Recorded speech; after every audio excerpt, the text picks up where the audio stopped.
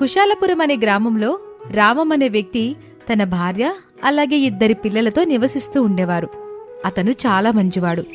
ఎవరైనా సహాయం చేయమని అడిగితే తప్పకుండా చేసేవాడు. ఊర్లో ప్రతి ఒక్కరూ రామం మంచివాడని చాలా మర్యాద ఇచ్చేవారు. ఒకరోజు పొలం పని పూర్తి చేసుకుని ఇంటికొచ్చాడు. ఇంట్లోనే కూర్చొని రామం ఇంకా అతని భార్య కావేరి మాట్లాడుకుంటున్నారు. ఈ సంవత్సరం పంట దిగుబడి అసలేమీ బాగా రాలేదు. వచ్చిన డబ్బులన్నీ ఖర్చయిపోయాయి. ఇప్పుడేం చెయ్యాలో అర్థం కావట్లేదు. ఇంట్లో వంట సామాన్లు కూడా చాలా తక్కువగా ఉన్నాయి. ఇప్పుడు ఎలాగండి అని కావేరి బాధపడుతూ ఉంటుంది. మన పొలం పత్రాలున్నాయి గదా, తాకట్టు పెడదాం అనుకుంటున్నాను. అలాగే మన బంధువుల పాప పెళ్లి కూడా ఉందిగా, వాళ్ళకి ఎంతో కొంత ఇవ్వాలి అనుకుంటున్నాను. అవునండి, ఆడపిల్ల పెళ్లి కదండి, ఎంతో కొంత డబ్బులు ఇవ్వాలిగా. ఒకప్పుడు మనకి చాలా సహాయపడ్డారు. ఇలా అంటూ ఉండగా రామం స్నేహితుడు సోములు ఇంటికొస్తాడు. ఏంటి రామం, ఎవరికి పెళ్ళి? అదేరా, మా బంధువుల పాపకి పెళ్లి గదా, దాని గురించే మాట్లాడుకుంటున్నాం. ఇంట్లోనేమో డబ్బుల్లేవు. ఈ సంవత్సరం పొలం దిగుబడి చాలా తక్కువగా ఉంది. అందుకే పొలం తాకట్టు పెడదాం అనుకుంటున్నాం. నమస్కారం అన్నయ్య గారు, బాగున్నారా? టీ తాగుతారా? బావున్నానమ్మా. పిల్లలేరి? వాళ్ళు బయట ఆడుకుంటున్నారన్నయ్య గారు అని కావేరి లోపలికి వెళ్ళిపోతుంది. మరి పొలం తాకట్టు పెడితే నీకు ఆదాయం ఎట్టా వస్తుందిరా? భార్య బిడ్డల్ని ఎట్టా చూసుకుంటా? నేనెక్కడో ఓ దగ్గర పనిలో చేరిపోతాన్రా. రోజూ సాయంత్రం వచ్చిన డబ్బులతో ఇల్లు గడుపుతాను. రామం, నాకు తెలిసిన ఓ వ్యక్తి ఉన్నాడు. తను పొలం తాకట్టు పెట్టుకుని డబ్బులిస్తా ఉంటాడు. అయితే నాకు ఆయన్ని పరిచయం చేయరా? ఆయన దగ్గరికి తీసుకెళ్ళు. తీసుకెళ్తాను గాని అతనంత మంచోడు కాదురా. తీసుకున్న డబ్బు అన్నా టైంలో ఇవ్వకపోయావా రచ్చ రచ్చ చేస్తాడు. ఇంతలో టీ పట్టుకుని బయటకొస్తుంది కావేరి. ఇప్పుడుండే పరిస్థితిని బట్టి తీసుకోవాలి కదండి, తప్పదు కదా. అన్నయ్య గారు, మీరు తను తీసుకుని వెళ్ళండి, మాకు కొంచెం సహాయం చేసి పెట్టండి. సరే అని షావుకారు కోట ఇంటికి తీసుకుని వెళ్తాడు సోములు. ఏంటి సోములు, ఇట్టా వచ్చావు? ఏదైనా శుభకార్యానికి పిలవడానికి వచ్చావా? ఇప్పుడు మా ఇంట్లో ఏ శుభకార్యాలున్నాయి? మీతో ఓ చిన్న పనుండొచ్చానండి. ఏంటో చెప్పు సోములు.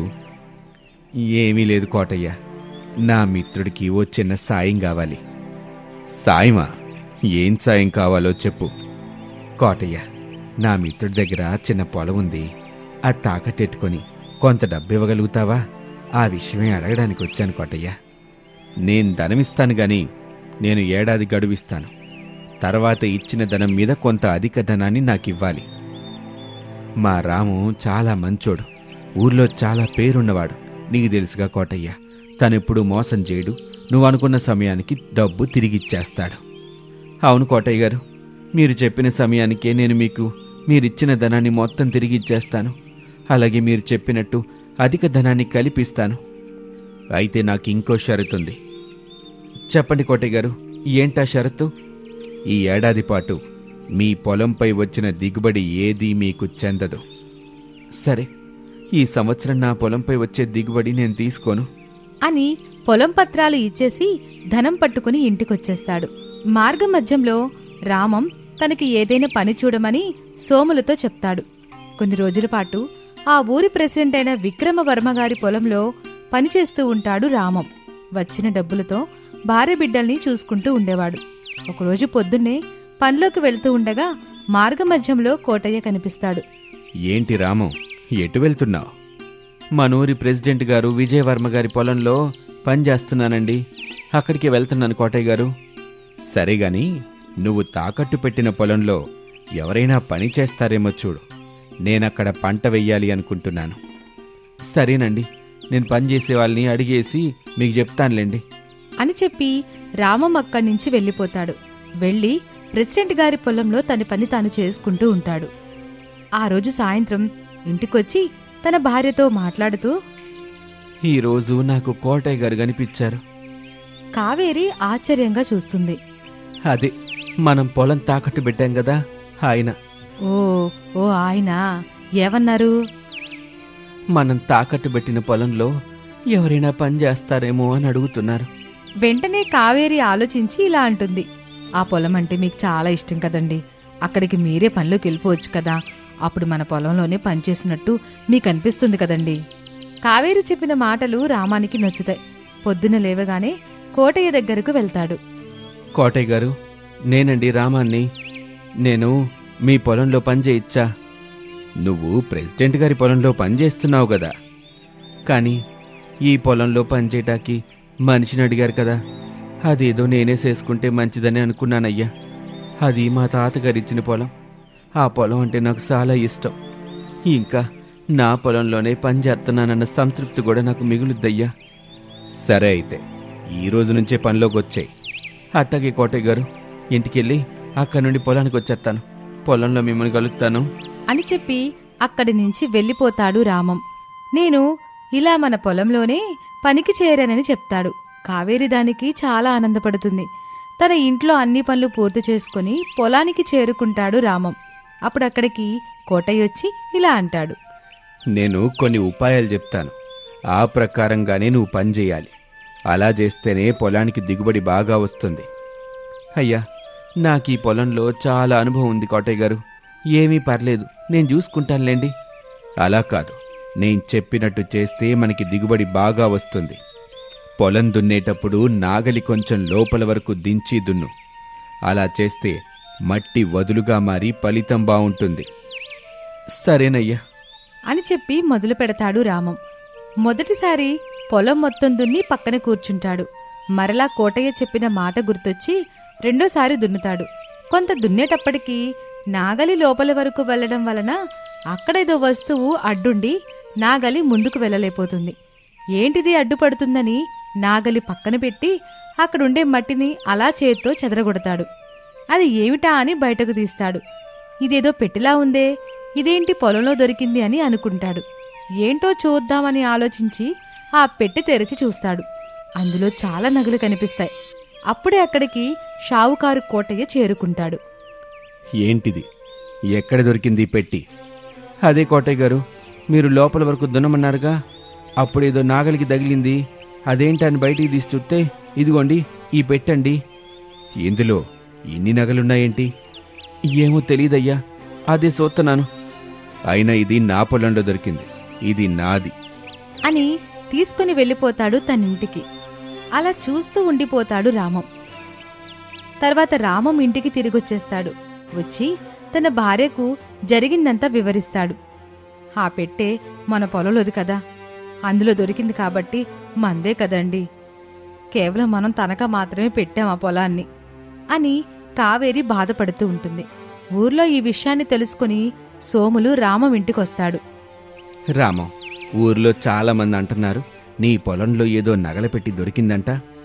అవును సోములు, పొలం దున్నడానికి వెళ్ళినప్పుడు అక్కడికి కోటయ్య గారు వచ్చారు. కొన్ని పనులు చెప్పారు. అవి చేస్తుంటే నాగలి తగిలి ఒక పెట్టి బయటపడింది. ఆ పెట్టెలో చాలా బంగారు నగలున్నాయి. అవునా? అవేవి ఎక్కడున్నాయి? అది ఆ కోటయ్య గారు పెట్టితో పాటు తీసుకుని వెళ్ళిపోయారు. మరి నువ్వు అడగలేదా? నేను అడక్కముందే ఆ పెట్టి తన పొలంలో దొరికిందని చెప్పి తీసుకెళ్ళిపోయాడు. అయితే నేనోసారి కోటని కలిసి అడుగుతానులే అని చెప్పి అక్కడ్నుంచి సోములు కోట ఇంటికి చేరుకుంటాడు. ఏంటి సోములు, ఇలా వచ్చావు? అదే కోటయ్య, మా రామంకి పెట్టి దొరికిందంటగా, మీరు తీసుకొచ్చారు.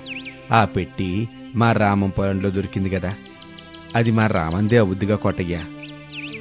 ఎప్పుడైతే పొలం నా దగ్గర తాకట్టు పెట్టారో అప్పటి నుండే అక్కడ ఉండే ప్రతి వస్తువు నాదే. పోన్లే కోటయ్య, నీకంత బంగారం దొరికిందిగా, పోనీ తాకట్టు పెట్టిన పొలమైన వాడికిచ్చి, తాను దాని మీదే బతుకుతున్నాడు. నీకివ్వాల్సిన డబ్బులు అందులో జమ చేసుకో. అలా అనగానే కోటయ్యకు కోపమొచ్చి సోములక్కడ్నుంచి వెళ్ళిపోమంటాడు. సోములక్కడ్నుంచి బాధతో వెళ్ళిపోయి రామం ఇంటికి చేరుకుంటాడు. అక్కడ జరిగిన విషయమంతా రామానికి వివరిస్తాడు. రామం బాధపడుతూ ఉంటాడు. ఇప్పుడేం చెయ్యాలో అర్థం కావట్లేదే. మనం వెళ్ళి ప్రెసిడెంట్ గారిని కలుద్దాం, ఆయన మనకి న్యాయం చేస్తారు. ప్రెసిడెంట్ విక్రమవర్మ చాలా మంచివాడు. ఊర్లో ఎటువంటి సమస్య వచ్చినా ఆయనే పరిష్కరిస్తారు. ఊర్లో ప్రతి ఒక్కరూ సలహాలు సూచనల మేరకు ప్రెసిడెంట్ విక్రమవర్మ దగ్గరకు వెళ్తారు. సరే సరే అని సోములు, రామం అలాగే కావేరి బయలుదేరి ప్రెసిడెంట్ గారి ఇంటికి చేరుకుంటారు. అయ్యా ప్రెసిడెంట్ గారు, ఇంతలో ప్రెసిడెంట్ గారు ఇంటి లోపల నుంచి బయటకొస్తారు. వచ్చి వీళ్ళ ముగ్గురిని చూస్తారు. ఏంటి సోములు ఇలా వచ్చారు? సోములు జరిగిందంతా వివరిస్తాడు. తన దగ్గర పనిచేసే ఒక పనివాడిని పిలిచి షావుకారి కోటయ్యని తీసుకుని రమ్మని చెప్తాడు. కోటయ్య ప్రెసిడెంట్ గారింటికి వస్తాడు. చెప్పండి ప్రెసిడెంట్ గారు, నన్ను పిలిచారంట. ఏంటి కోటయ్య? ఏదో పెట్టి దొరికిందంట, అది ఎక్కడుంది? తీసుకొనిరా. అయ్యా ప్రెసిడెంట్ గారు, పొలం నా దగ్గర తాకట్టు పెట్టారు. ఆ పొలంలో ఉన్న ప్రతి వస్తువు నాదే గదా. అది కాదు కోటయ్య, రామం ఇబ్బందుల్లో ఉన్నాడు కాబట్టి నీ దగ్గర పొలం తాకట్టు పెట్టాడు. అయినా వాళ్ళ మంచితనాన్ని నువ్వు గౌరవించాలి. వాళ్ళు పెట్టిమ్మని అడగలేదుగా. పెట్టెలో ఉన్న బంగారం మొత్తం నీకే ఉంచుకోమన్నారు. కేవలం ఆ పొలం పత్రాలు మాత్రమే కదా ఇవ్వమంటుంది. పొలం విలువ కన్నా నీ దగ్గర ఉన్న బంగారం విలువ చాలా ఎక్కువ. నీ దగ్గరున్న బంగారానికి విలువ కడదాం, దాన్ని బట్టి మనం ఆలోచిద్దాం. అయినా ఆ పెట్టి ముందు తీసుకొనిరా, అందులో ఏముందో నేను చూస్తాను. సరే అని కోటయ్య ఆ పెట్టెను తీసుకుని వస్తాడు. విక్రమవర్మ ఆ పెట్టెను తెరిచి చూస్తాడు. అందులో ఉన్న నగలను బయటకు తీస్తారు. అందులో పాత దస్తావేజులుంటాయి. అవి అక్కడక్కడ చిన్న చిన్నగా చిరిగుంటాయి. కొంచెం కొంచెంగా అక్షరాలు కనిపిస్తూ ఉంటాయి. విక్రమవర్మ దాన్ని చదవడానికి ప్రయత్నిస్తారు. ఒక దస్తావేజు మీద రామం తాతగారి పేరుంటుంది. అందులో రాసుంటుంది, వాళ్ళు ఉంటున్న ఊరిపై బందిపోట్లు కొన్ని ఏళ్ల కిందట దాడి చేయటం వల్ల ఇంట్లో ఉన్న బంగారం మరియు ఇంటి పత్రాలన్నీ ఈ పెట్టెలో పెట్టి తన పొలంలోనే దాచి ఉంచుతారు. ఆ విషయం ఆ పెట్టెలో ఉన్న ఒక దస్తావేజు మీద ఉంటుంది. మరియు రామం ఉంటున్న ఇంటి దస్తావేజులు కూడా ఆ పెట్టెలోనే ఉంటాయి. ఆ నగలు తన బిడ్డలకు చెందాలని రామం గారి తాతగారు ఆ దస్తావేజుపై రాసి ఉంది. ఇవన్నీ చూసిన విక్రమవర్మ ఇలా అంటాడు. చూసావా కోటయ్య, ఈ దస్తావేజులో ఏం రాసుందో? ఈ బంగారం పత్రాలు రామానికే చెందుతాయనుంది. నీకిస్తాను అన్న బంగారం కూడా నువ్వే చేతులారా పోగొట్టుకున్నావు. చూడు కోటయ్య, నువ్వు నిజాయితీగా ఉంటే చాలా మంచిది. ఇందులో రాసున్న పత్రాలు బట్టి నువ్వు ఆ బంగారం దస్తావేజులు రామానికి ఇవ్వాల్సిందే.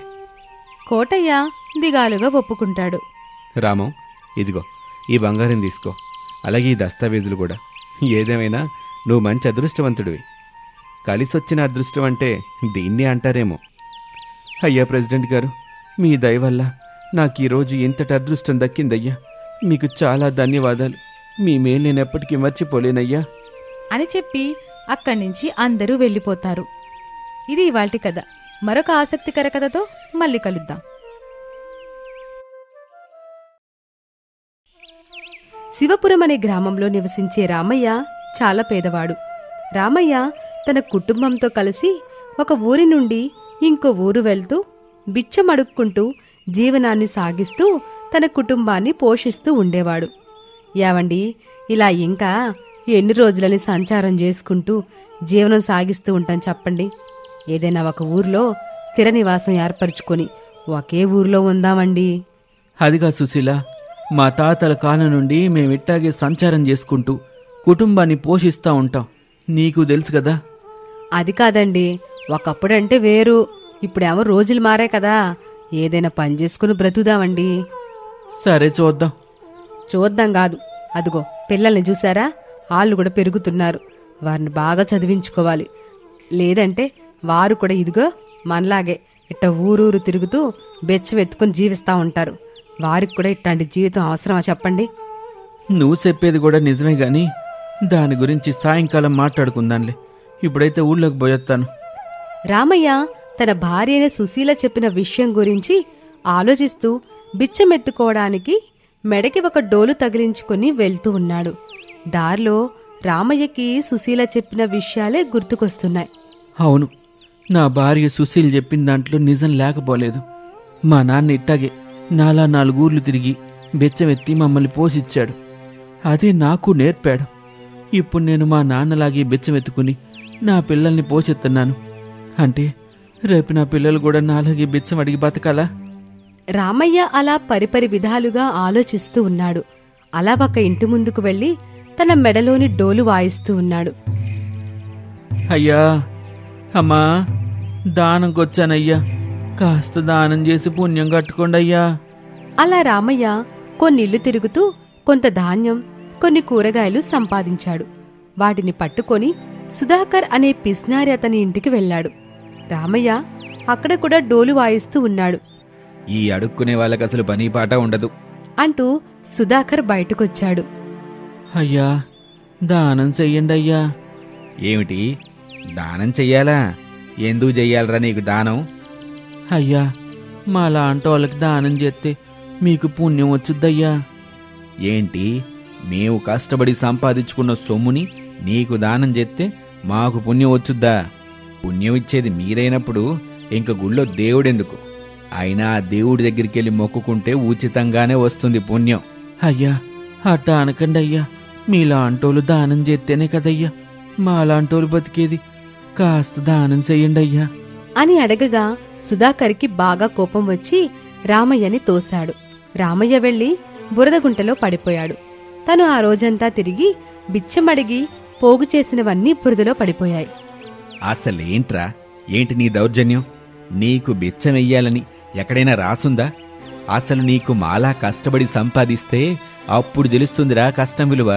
ఎప్పుడు చూసినా ఇంటి ముందుకు రావటం, డోలు వాయించటం, డబ్బులు ధాన్యం ఉచితంగా ఏ కాయ కష్టం లేకుండానే తీసుకెళ్లిపోవటం బాగా అలవాటయ్యింది. అలా సుధాకర్ రామయ్యని ఇష్టం వచ్చినన్ని మాటలు అనేశాడు. ఆ మాటలు రామయ్యని ఎంతో బాధించాయి. రామయ్య ఆ బురదంటిన బట్టలతో ఇంటికి నడుచుకుంటూ వెళ్తూ ఉన్నాడు. అవును, సుశీల చెప్పిందే నిజం.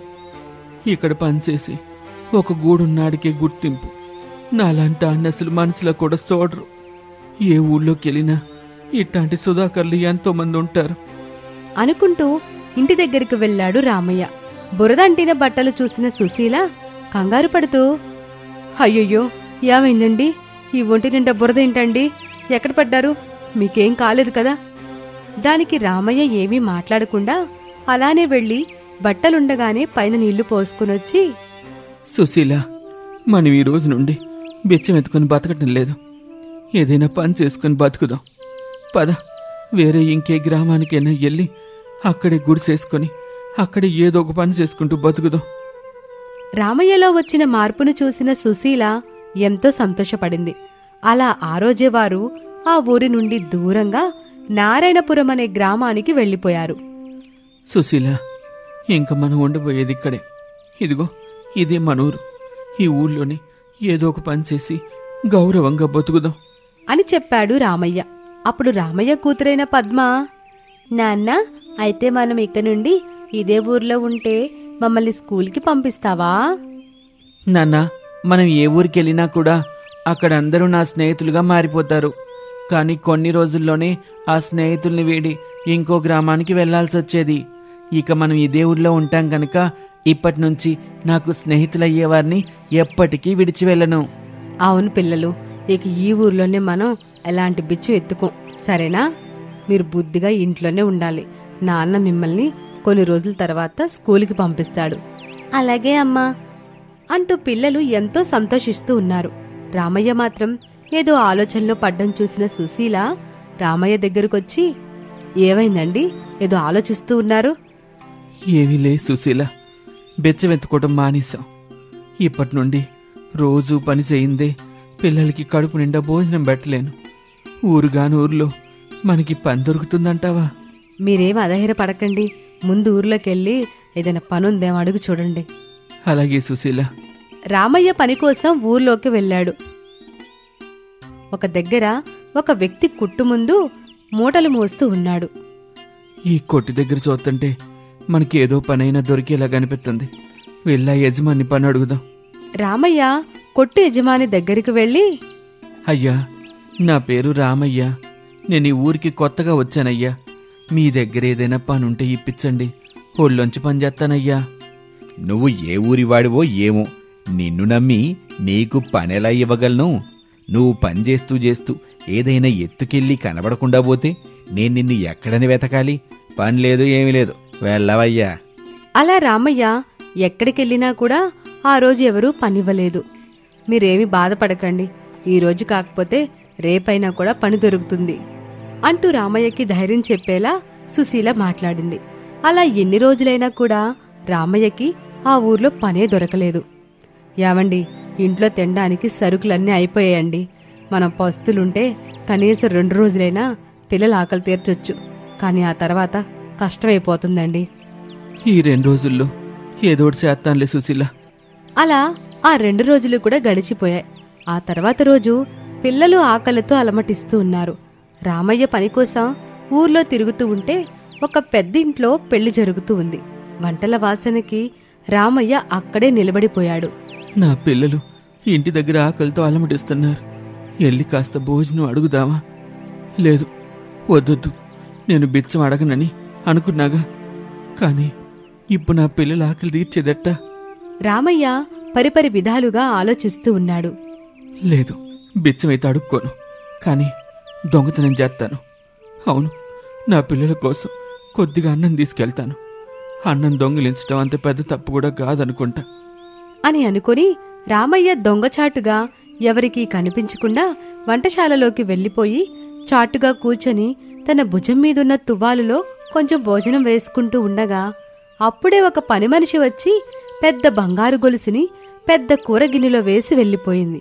అది చూసిన రామయ్య, ఎంతైనా ఈ గొప్పింటోరి వంటలే వంటలు, వంటల్లో కూడా బంగారమే చూడుతున్నారు అని అనుకుని రామయ్య భోజనం మొత్తాన్ని తువ్వాల్లో కట్టుకుని తను వెళ్ళిపోతూ ఉండగా అప్పుడే అక్కడి వారు రామయ్యని చూసి దొంగ దొంగ అని పెద్దగా అరుస్తూ ఉన్నారు. రామయ్యని పట్టుకుని ఆ ఇంటి యజమానైన గిరిధర్ దగ్గరకు తీసుకుని వెళ్లారు. అయ్యా, నేను దొంగని కానయ్యా. నా పిల్లలింటి దగ్గర ఆకలితో బాధపడుతున్నారు. నేను వారి కోసం ఏదైనా తీసుకొస్తానని అనుకుంటున్నారయ్యా. అందుకే కొంత భోజనం తీసుకెళ్తున్నానయ్యా అంటూ రామయ్య తన చరిత్ర అంతా పూసగుచ్చినట్టుగా చెబుతూ ఉన్నాడు. రామయ్య, బిచ్చం ఎత్తుకోవద్దన్న ఆలోచన మంచిదే, కానీ దొంగతనం అనే ఆలోచన చాలా చెడ్డది. అయినా నీ పిల్లల కోసం చేసావు కాబట్టి నిన్ను వదిలేస్తున్నాను. అలాగే రేపటి నుంచి నా దగ్గర పనిలో చేరు. ఆ మాటకి రామయ్య ఎంతో సంతోషించాడు. చాలా సంతోషం అయ్యా అని వెళ్ళిపోతూ ఉండగా ఒకసారి రామయ్య ఆగి, అయ్యా, అన్ని వంటలు బాగున్నాయి అయ్యా, కానీ బంగారం వేసి వండిన వంట ఎంతో బాగుందయ్యా. ఏంటి, బంగారం వేసి వండిన వంట? ఏంటది? అదేనయ్యా, ఒక కూరలో బంగారు గొలుసేశారుగా అంటూ రామయ్య తను వంటగదిలో చూసిన విషయమంతా చెప్పాడు. రామయ్య, ఆ గొలుసు నా కూతురిది. మేం అప్పటినుంచి దానికోసమే వెతుకుతున్నాం. దొంగ నువ్వు కాదు, నా ఇంటి పని మనిషి అంటూ పని మనిషిని పట్టుకుని శిక్షించారు. రామయ్య, నువ్వొచ్చిన మొదటి రోజే నాకు లాభం చేకూరింది. ఇక రేపటి నుండి నువ్వు నీ భార్య ఇద్దరూ ఇక్కడికే పనిలోకి రండి అని చెప్పి కొన్ని భోజనాలు కూడా రామయ్యకిచ్చి పంపించాడు గిరిధర్. ఇది ఇవాల్టి కథ. మరొక ఆసక్తికర కథతో మళ్ళీ కలుద్దాం.